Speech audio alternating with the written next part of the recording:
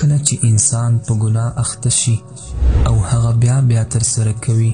او الله تعالی ته رجوع او توبه نه کوي، نو شیطان د هغه په فکر غلبه مومي او هغه د اصلي هدف څخه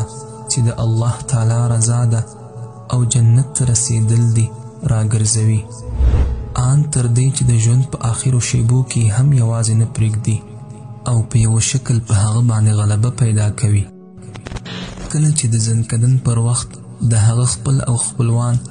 هغه ته د شهادت د کلمې تلقین ورکوي تر څو کلمه ووایي،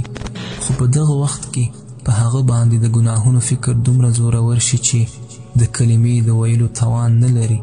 او بالآخره له کلمې ویلو څخه پرته له دې نړۍ څخه سترګې پټې کړي.